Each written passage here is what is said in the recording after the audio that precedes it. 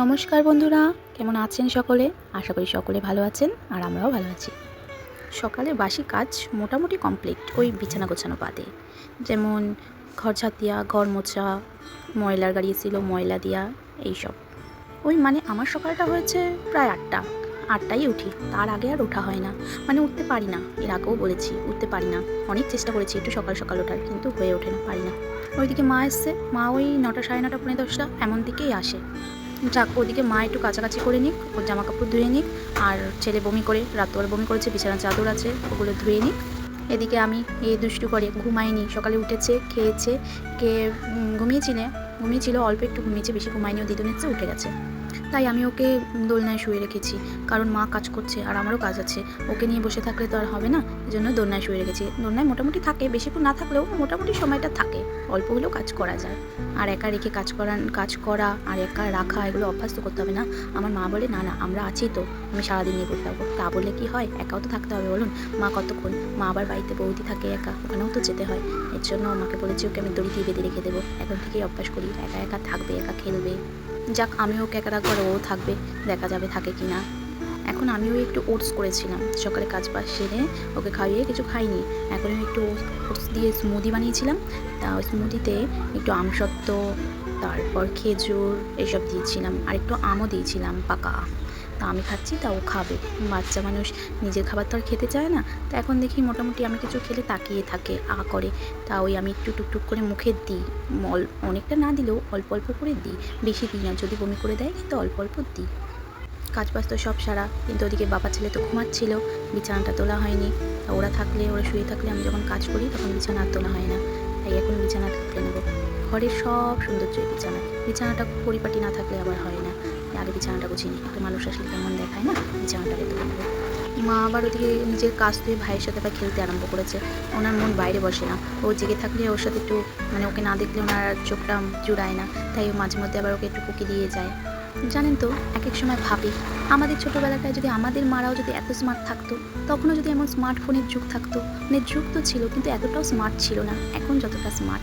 আমাদের হাতে হাতে যেমন স্মার্টফোন আছে, তখনের সময় যদি আমার মাদেরও হাতে যদি স্মার্টফোন থাকতো, তাহলে আমাদের ছোটোবেলাটাও এইভাবে দেখতে পারতাম আমরাও। সত্যি যুগ প্রচুর স্মার্ট হয়ে যাচ্ছে, বছর ঘুরতে না ঘুরতেই নতুন কিছু তৈরি হয়ে যাচ্ছে। আরও ফোনে কত কিছু আপডেট হচ্ছে, মানুষের জীবন আপডেট হচ্ছে। এই বছর কিছু থাকলে পরের বছর কী হবে তার ঠিক নেই, বছর বছর আর বছর দেখতে দেখতে ঘুরে যায়। যাক, যাই হোক, সময়ের সাথে সাথে আমাদেরও আপডেট হতে হবে, আমাদের তাল মিলিয়ে চলতে হবে, সময়কে ধরে রাখতে হবে। জানি সময় ধরে রাখা যায় না, তাও সময়ের সাথে সাথে চলতে হবে, নাহলে যে অনেক পিছিয়ে পড়তে হবে। আমরা এদের ভিডিও করে রাখছি, এরা বড় হলে দেখবে এদের কত ভাগ্য, সত্যি আমাদেরও যদি এমন ভাগ্য হতো। যাক, যাই হোক। এদিকে ওর মামা যে কালকে যে খেলনাগুলো কিনে দিয়েছিল, তার মধ্যে এগুলো ছিল, তো এগুলো ওর বাবা বলেছে খুলে দিতে না, নষ্ট করে ফেলবে। কিন্তু ওর মামা তো সেটা মানবে না, বলেছে সব খুলে দিবি, নষ্ট করে করুক। এর জন্য খুলে দিলাম, আমার মাও তাই বললো, তাই ওকে খুলে হাতে দিলাম, খেলা করুক। ওদিকে ওর মামি চলে এসছে, আমার মা আর আমার বৌদি এক জায়গায় যাবে, তাই চলে এসছে। আর এনার আবার ভাগনা ছাড়া দিন কাটলে মাঝে মধ্যেই চলে আসে। বাচ্চারা যেখানে ভালোবাসা পায় সেখানেই থাকতে চায়। এইটুক বাচ্চা, কি বলবো, ওর মামিকে এত ভালো চেনে, এইটুক বাচ্চাও যে এত ভালো চেনে বুঝতে পারছি না। মামিকে চোখে হারায় বলতে সে এমন না, ওর মামি যদি কিছু একটা করে তাতেই হাসবে। ছোটো ছোটো তো আমার মামিটা একটু আমার বৌদিটা ছোটো ছোটো, তো এর জন্য হয়তো বেশি পছন্দ করে। যাক, ওদিকে ওর মামি আর ও খেলা করো, এদিকে আমি বিছানাটা ছটপট রেডি করে ফেলি, পরিষ্কার করে ফেলি।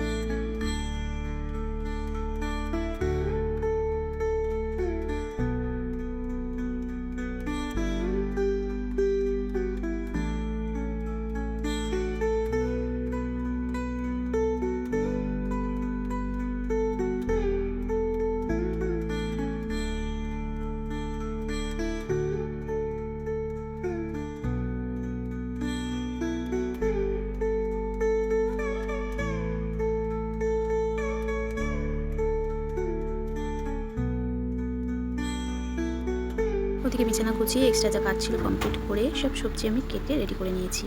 না কেটে রান্না করতে বসলে না আরও বেশি হ্যাজা হয়ে যায়, মানে হাতের কাছে কিছু না থাকলে আরও বেশি লেট হয়ে যায়। মানে যে কোনো কাজ দেখবেন যত তাড়াহুড়া করা যায় ততই মনে হয় কিছু একটা ভুল হয়, কিছু লেট হয়, এমন হবেই। এর জন্য আমি প্রথমে সবজি সব কিছু রেডি করে তারপরেই রান্নাটা করতে বসি। এতে যে সময় অল্প, বুদ্ধি না করে করলে যে হবে না, সময়ের সাথে সাথে যে চলতে হবে। আজকে সোমবার বলেছিলাম না, সোমবার নিরামিষের দিন। আজকে করবো হলো পটল পোস্ত, আলু পোস্ত আর সয়াবিনের তরকারি। জানেন তো, নিরামিষ তরকারি খেতে খুব ভালো লাগে, কিন্তু একটু জুতজাত করে রান্না না করলে পরে আবার ভালো লাগে না। এমনি নিরামিষ খাওয়া যায় না বলতে বাড়ির রান্নাটা খাওয়া যায় না, কিন্তু এমনি আপনি হোটেলে যান, যে কোনো রেস্টুরেন্টে যান, ওখানে গেলে আবার নিরামিষ খাওয়া খুব ভালো লাগে। তারা জন্য মশলা দেয়, মশলা ব্যবহার করে, বাড়িতে তো আর তা হয় না, তাই ভালোও লাগে না। আর ওর বাবার খাওয়ার আবার জুত না হলে তার পছন্দ হয় না, নিরামিষ খাওয়াটা একটু কমই পছন্দ করে কিন্তু ভালো করে রান্না করতে হবে, তাই একটু চেষ্টা করছি। আর নিরামিষ রান্নায় না তেল অল্প দিলে আবার স্বাদ আসে না, তাই একটু তেলটা আমি বেশিই দিই। জানি তেল মশলা খাওয়া অত একটা ভালো না, কিন্তু দিতে হয় বাধ্য হয়ে। প্রথমে তো আমি অল্প তেলেই রান্না করতাম, খুব সামান্য মাত্র তেলে রান্না করতাম, আর মশলাও অল্পই দিতাম। কিন্তু দেখছিলাম আমার বাবা খেতে পারে না, আর আমাকে সবসময় বলে যে কাজ করি খাওয়ার জন্য, একটু রান্নায় তেল মশলা ভালো করে না দিলে আমি খেতে পারি না। যে কাজ করে, যে সংসার চালায়, যে এত কষ্ট করে, তার জন্য যদি ভালোভাবে রান্না না করি তাহলে কি আর হয়? হ্যাঁ, একটু কষ্ট হয় বাচ্চার সামনে, কিন্তু রান্নাটা আমি একটু ভালো করে করার চেষ্টা করি। জানি না কত কী করতে পারি, সে তো পছন্দ করেই খায়, তখনই শান্তি লাগে। আর যার জন্য সব কিছু, যার জন্য সংসারে আসা, তাকে শান্তিতে না রাখলে কী হবে? এদিকে কথা বলতে বলতে আমার দুটো রান্না প্রায় কমপ্লিটের দিকে। এদিকে আমি পটল পোস্ত বসিয়েছিলাম। প্রথমে কড়াইতে সরষের তেল দিয়ে তাতে কালো জিরা ফোড়ন দিয়েছিলাম, আর পটলগুলো একটু লাল লাল করে ভেজে নিয়েছি। আমার মা বলে পটল স্টিমে দিয়ে ভাজতে, কারণ পটলের মধ্যে যে জলটা থাকে সেটা না টানলে পটল এমনিই ভালো লাগে না এখন খেতে। ওই জলটা না টানলে আরও কেমন ফ্যান লাগে। আমার যেমন একটু পিচ পাকা পটল খুব ভালো লাগে, আর ওদের আবার পাকা পটল বেশি একটা ভালো লাগে না, আর ওই কচি পটল একটু ফ্যানই লাগে। এর জন্য ভালো করে ভেজে নিতে হয়, আর স্টিমে দিয়ে ভাজতে যখন একদম কড়াই ভর্তি পটলটা অল্প হয়ে যাবে, তখনই মনে করবেন যে হয়ে গেছে। তারপর ভালো করে ভেজে ওর মধ্যে নুন হলুদ পরিমাণ মতো দিয়ে আর একটু ভেজে তারপর মশলাটা দিয়ে একটু কষিয়ে তেল ছাড়া পর্যন্ত, যে ছাড়লে পরে জল দিয়ে ফুটে গেলে মাখা করতে হবে।